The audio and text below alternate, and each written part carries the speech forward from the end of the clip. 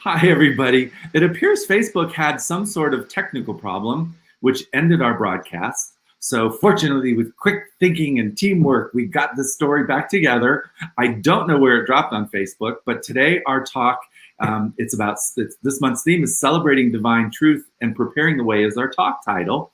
And our guest speaker is Reverend Elijah Christopher. And it is my honor to welcome him back in to give the powerful talk he was about to give when Facebook just cut us off. So I love you guys. I love Eli. I love everything that we're doing here. And let's bring Eli back in, Marina. Get this talk going. There he is. Okay. Bye. Thanks. Okay, so let's just take one breath together to get started and brought together again. So if you will, just take a deep breath in and let go. And so, friends, we're just going to kind of pick up where we left off and start all over again at the same time. So we are in the very end of the year. We're in December. We're a week leading into winter solstice. And that winter solstice is significant. Whether you're in the northern or southern hemisphere, we experience this in polarized time. So it's summer in the southern hemisphere. But in the northern hemisphere, we're moving into winter. The days are getting darker, shorter. The nights are getting longer and colder. And there's this time where if we see what nature is doing, in a lot of ways, nature, many animals, many plants are in different parts of the country are starting to pull their energy inward to harvest and sort of release all that's been built up from the last year that they don't need anymore. Let it all go. We've built up everything that we've experienced. We need to go hibernate, integrate, assimilate everything that's gone on. And we're moving into this time where it's getting darker and darker and colder and colder. And we should be looking to life itself for the metaphors and for the lessons of what's necessary for us. And humanity, for much of our history, has found this great potency in this dark night, this darkest night of the year, winter solstice. If you notice that almost all of our holidays that wrap around the solstice, we have Christmas, you have Hanukkah, you have Kwanzaa, you have all of these celebrations of light, celebrations of the rebirth of the light, the birth of the light into the world. And as the winter solstice passes and every day gets darker and darker and darker and darker, the nights get longer and longer. Once we hit winter solstice, guess what, everybody? It's going to start getting a little bit lighter every day.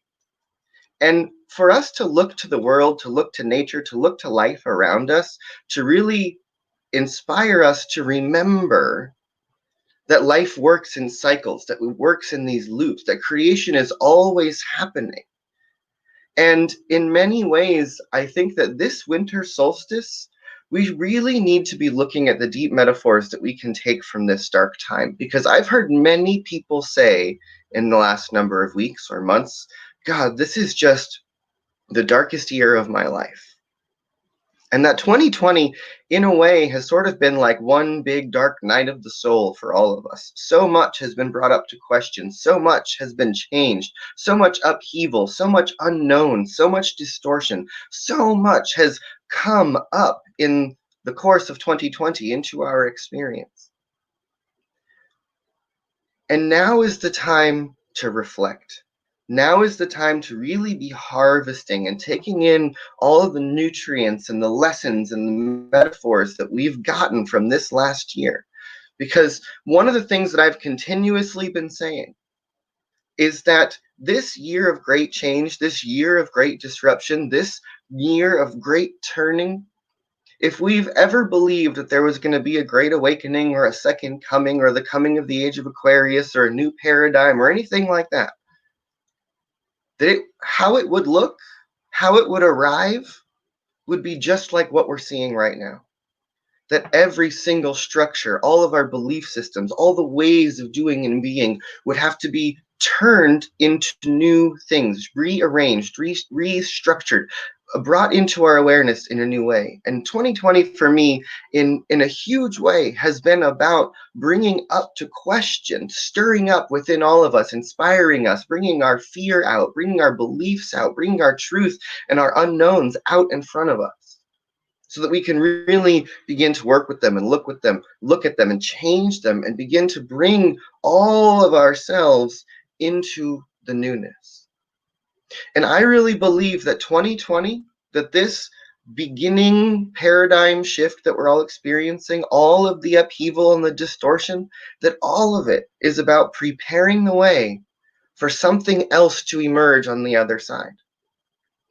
But as we know when we do things like visioning, that we always ask, what has to be released? What no longer serves? What do we need to let go of in order for the next vision, for the new possibility, for us to have room in our lives and our minds and in our hearts and in our being to actually accept and expect and step into and live into what is possible?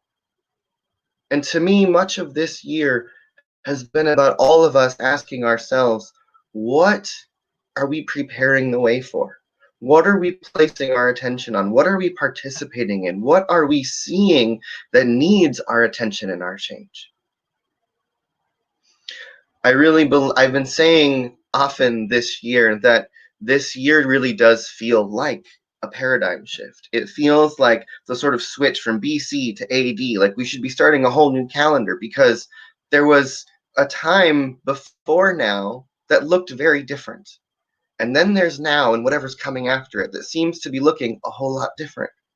And what if we were to imagine, just as a thought experiment or as a metaphor or as sort of a new paradigm idea, of what if the new paradigm has begun? What if the new world is upon us? What if a world that works for everyone is truly calling us, and it's literally disrupting all the things that don't work so that we can begin to move into a direction that works? What if that was what we were seeking the idea of? And part of the story that I've been telling myself is that this year is year zero. That 2020 is not 2020, the shift into 2021, with the the years before, with the 2019 before that. No, this is year zero. Next year is year one. That we're beginning a whole new story, that everything is being arranged. And the question is, what are we all going to do with the new story? If the world that works for everyone, this vision, this high holy vision that CSL claims, that we pray about, that we bring into all of our visioning and our centers, what if this idea of a world that works for everyone was truly calling each one of us? And that there's a fully realized vision of this idea, a fully actualized possibility that is calling on each one of us, pulling on us, saying, come be me, come live in this direction, come live in this possibility.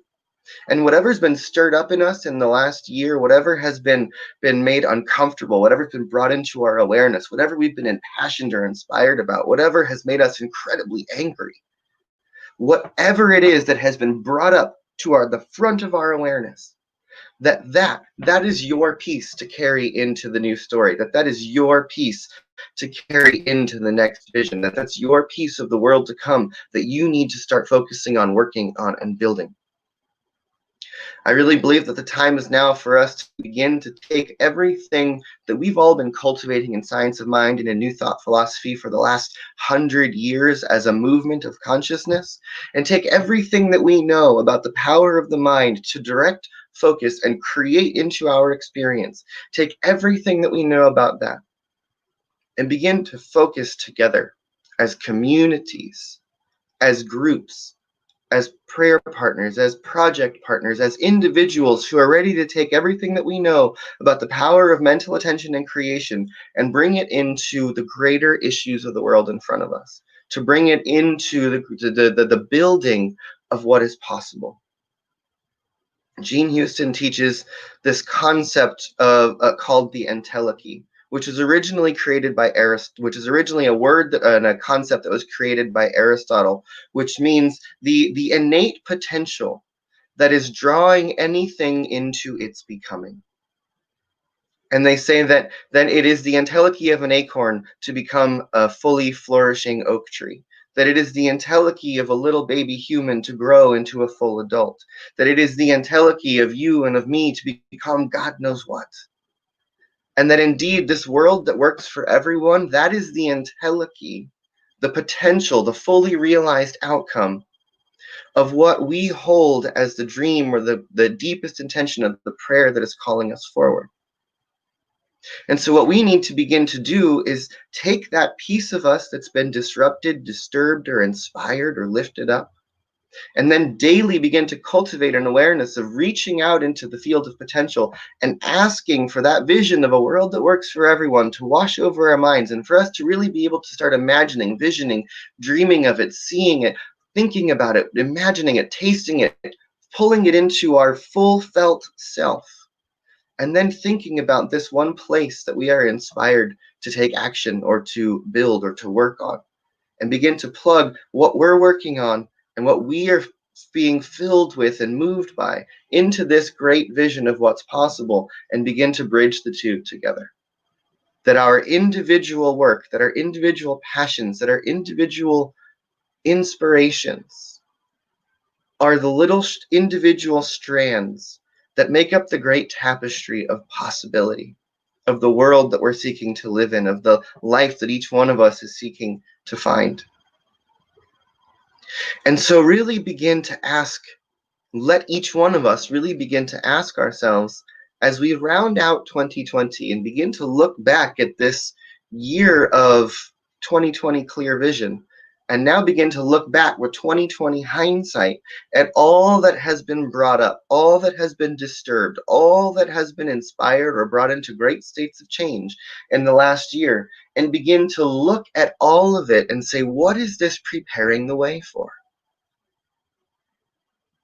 And as we move into this time of darkness and stillness and quiet and cold in the seasons around us in the Northern Hemisphere, that we use that as an invitation to really go within, to really ask ourselves, to really look in the mirror, to really sit in meditation, to really sit in prayer, to really do some deep studying of and some introspection, and to use these long nights as times of really going within and asking ourselves about what's truly important, to find what is urgent and necessary for us to place our attention on. Ancient shamans around the planet for thousands of years, on the nights leading into winter solstice, would build great big bonfires and have mass parties and celebrations and rituals, because they thought that the sun might be dying and that it was about to go out, and that if it got any darker and colder, we wouldn't be able to survive anymore. And so the holiday of winter solstice became this time of, let us everywhere gather together and light these fires so that we keep the sun alive. And if we all did a good enough job and we all prayed hard enough, that the next day the light would begin to return. And in a sense, I want to invite us to take this dark winter solstice of a year that we've all had and begin to recognize that what's happening is that we are all being called to light our fire.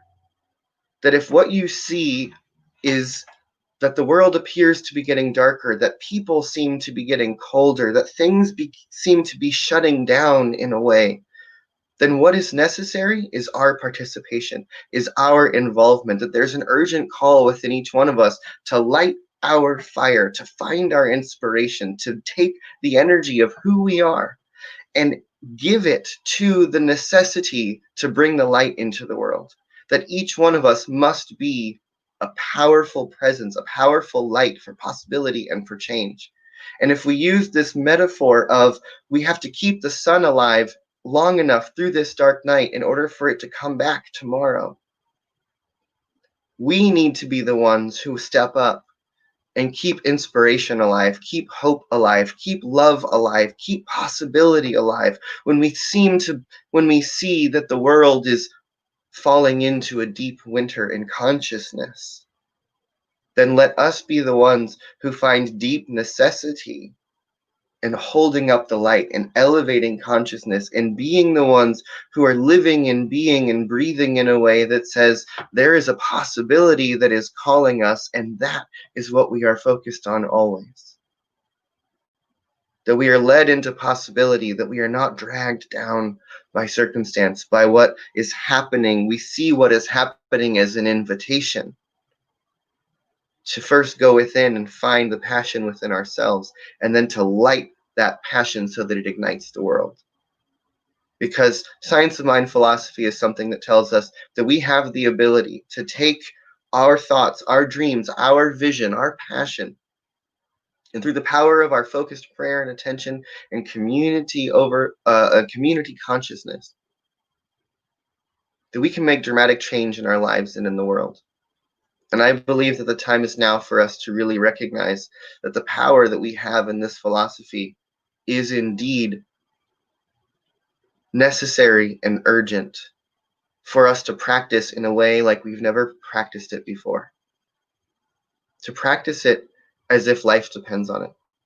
To practice our science of mind, our affirmations, our prayers, our treatments, our visioning, our deep mindful consciousness. To practice it as if the future depends on it. To practice it as if it is urgent and necessary for the power and the presence and the holy focused attention of the universe itself to come through each one of us. Because our unique individual minds, each one of us sees the world in a slightly different way.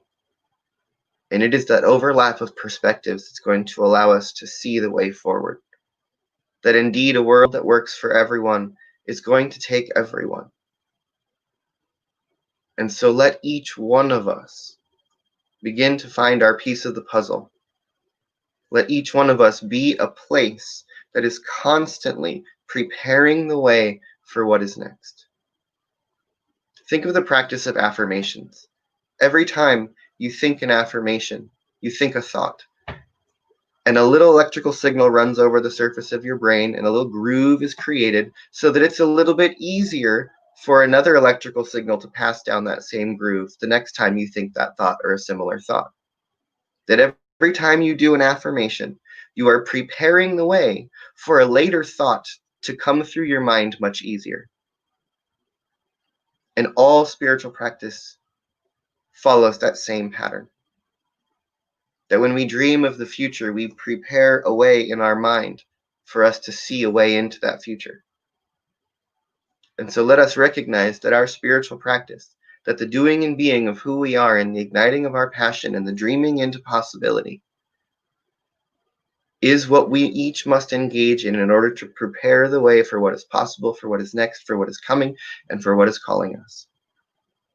And so I invite you to look back at 2020 and really ask yourself deeply as you round out this year, what has been moved in me? What is alive in me? What has been awakened or disturbed or brought up in me in the last year?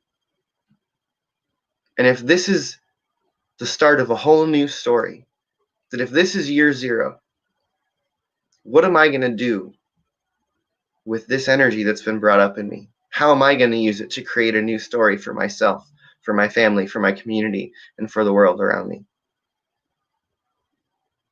Let each one of us find our piece of the puzzle, and let's start finding how to put them together and how to see the big picture and begin to move ourselves and our communities in the world in the direction of a world that truly works for all.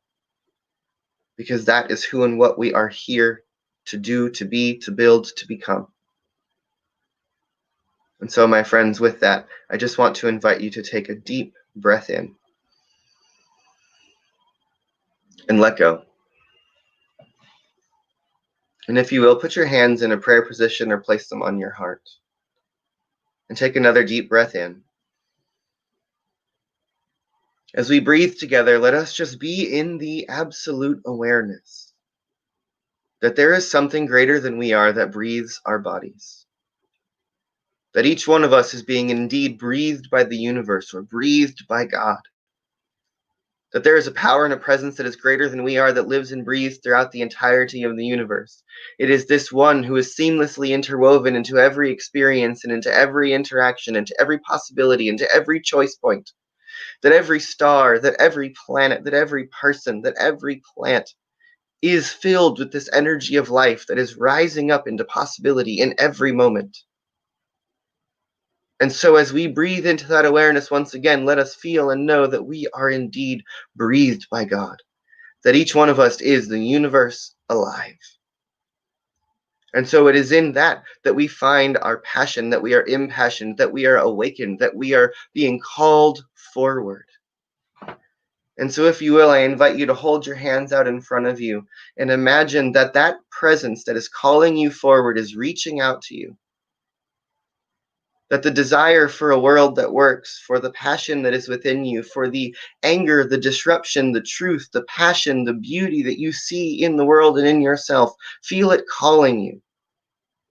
Feel it tingling as if it's pressing against your fingertips and asking you to come take a step forward.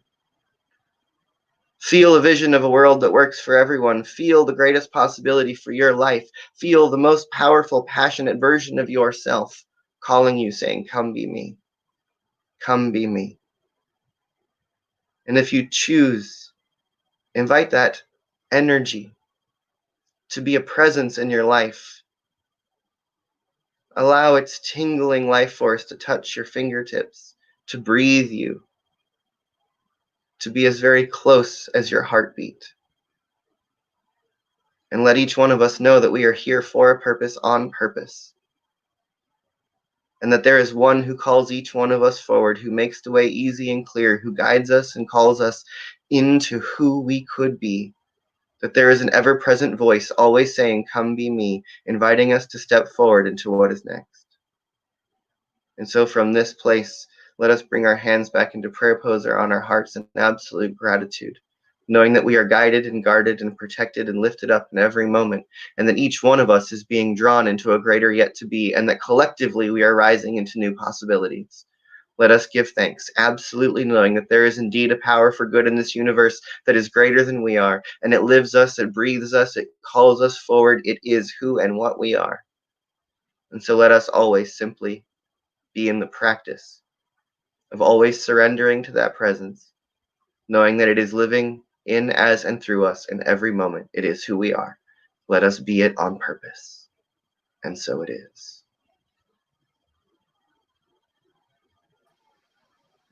Wow.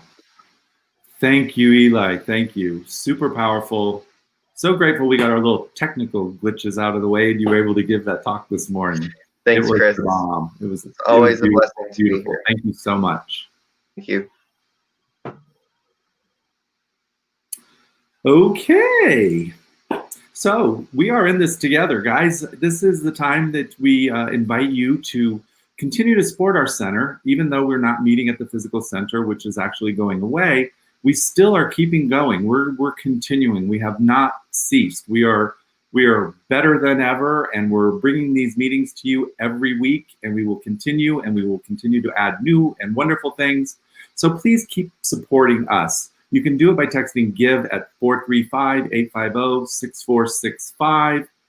You can go to CSL St. George, the Breeze website, or you can do PayPal at paypal.com, whatever that is there. If you need any help getting to these informations, we will be happy to give them, or you can just send a check as normal to our address, our new P.O. Box 3132 in St. George. So now it's time for announcements. And one cool way you can support us is through Amazon Smile. So when you buy anything from Amazon, go to smile.amazon.com. It's really simple. And then you find Center for Spiritual Living St. George. And then every time you log into Amazon, I believe it'll bring you up to that actual page. And then part of your purchase contribution will be contributed to our center. So be sure to sign up for smile.amazon.com. So Center for Spiritual Living is still seeking a new minister. Our website you can visit on our Facebook page, and you can get more information there, or just feel free to contact us directly, and we'll be happy to lead you in the right direction. So our community conversation is this Sunday and every Sunday after service at noon. You can find the link to the Zoom meeting on our news page of our website at CSLSG.org. And we are here to support you. We do still have our community care circle, which is in effect. So if there's just something troubling or in your family, or you just need some sort of support, let us know, and let us be there to help you. And then our practitioners are also here for you. Again, you can email a prayer request to prayer@cslstgeorge.org, and it will definitely be answered. And you can also contact a practitioner to do a session if you wish.